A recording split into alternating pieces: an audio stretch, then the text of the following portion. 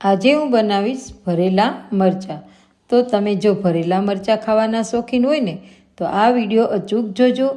કોઈ પણ જાતના શાકની જરૂર પણ નહીં પડે તેવા આ મરચાં જરૂર તમે એક ખાતા હશો ને તો બે ખાઈ શકશો તેવા આ મરચાંનો ટેસ્ટ થશે. તો અહીં મેં જે મોડા મરચાં આવે છે ને તે લઈ લીધા છે. આ મરચાં એકદમ મોડા હોય છે અને તેને લગભગ ભાવનગરી મરચાં પણ કહે છે. તમે તમારી ચોઈસ મુજબ તીખા મરચાં પણ લઈ શકો છો. તો આ મરચાંને ધોઈને સારી રીતે મેં સાફ કરી અને લૂછી લીધા છે અને પછી આ મરચાંને ચાકા વડે મેં ઊભો કાપો પાડી લીધો છે. તેમાંથી જે બિયા હોય ને તેમજ નસનો જે ભાગ હોય છે તે કાઢી લીધો છે. ઘણા લોકો છે ને એ બિયા સહિત મસાલો ભરતા હોય છે, પરંતુ બિયા કાઢી લઈએ ને તો મરચાંને છેક સુધી તમે ભરી શકો અને મસાલો પણ સારા પ્રમાણમાં તેમાં રહી શકે.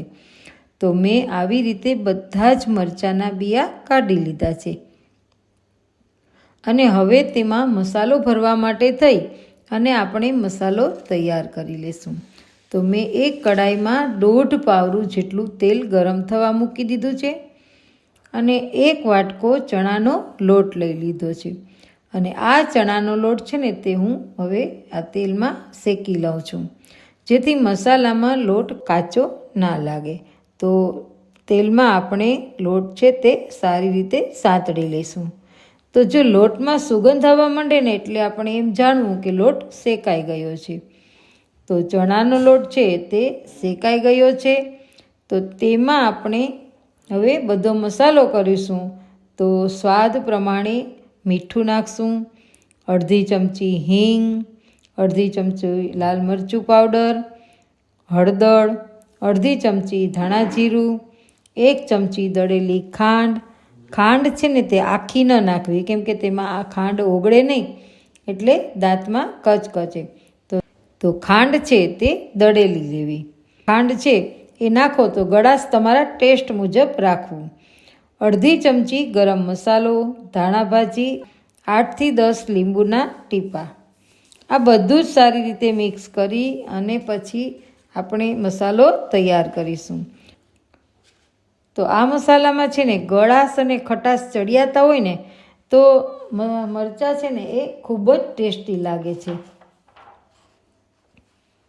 અને જરૂર પડે ને તો તેમાં તેલ ઉમેરવું, કેમ કે મેં તો આમાં શેકવામાં તેલ ઝાઝું જ નાખ્યું હતું, એટલે મેં 1.5 પાવરા જેટલું પાછું તેલ નાખ્યું છે, કેમ કે મસાલો છે એ ભરવામાં છૂટો ન પડી જાય. તો આવી રીતે મસાલો તૈયાર કરી લેવો. હવે આપણે બિયા કાઢેલા મરચાં છે ને એ લઈ લેશું અને જે મસાલો બનાવ્યો છે ને તે મરચાંમાં દબાવીને ભરી દઈશું. અને પછી બંને સાઈડથી દબાવી અને એક સાઈડ બાજુના વાસણમાં મૂકતા જઈશું.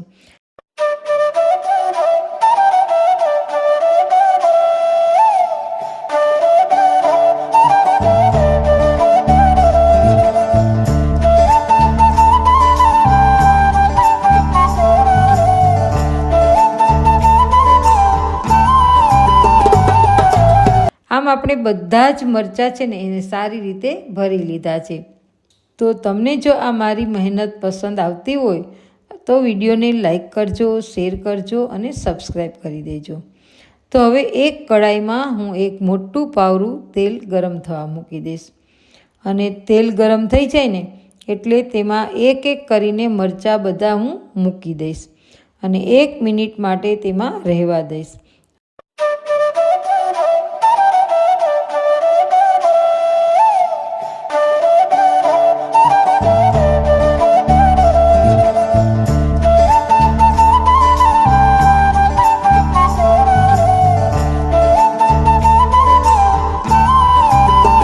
હાથની મદદથી તેને હું ફેરવી લઈશ, અથવા તમે ચમચીથી કે ચીપિયાથી ગમે તેમ ફેરવી શકો છો. મેં હાથની મદદથી ફેરવી લીધા છે અને 1 મિનિટ માટે તેમાં રહેવા દીધા અને પછી તેને ઢાંકી દીધું. ઉપર પાણી મૂકી દઈશ જેથી કરીને મરચાં અને મસાલો છે તે નીચે ના બેસી જાય. હવે આપણે જોઈશું ને તો મરચાં બધી જ બાજુથી સંતળાઈ ગયા છે, કેમ કે અંદરનો મસાલો તો શેકાયેલો જ હતો, તેથી ખાવામાં તો કાચા નહીં લાગે અને તમને મરચાં જોઈને જ ખાવાનું મન થઈ જાય એવા આ મરચાં તમે જરૂર બનાવજો. અને હવે આપણા આ મરચાં તો ચડી ગયા છે, તો જે મેં ઉપર છાંટવા માટે જે થોડો મસાલો બાકી રાખ્યો હતો ને તે આપણે તેમાં છાંટી દઈશું અને સાંતળી લઈશું. તો મરચાં થઈ ગયા છે તૈયાર. તો ચાલો સર્વ કરી લઈએ. આ મરચાં કાળા લાગે ને તો તે કાળા નથી હોતા, પરંતુ તેનું જે પ્લાસ્ટિક જેવું પડ હોય છે ને તે કાળું પડી ગયું હોય છે. તો તે પ્લાસ્ટિક જેવું પડ કાઢી નાખીએ એટલે તે મરચાં તો લીલા જ હોય છે.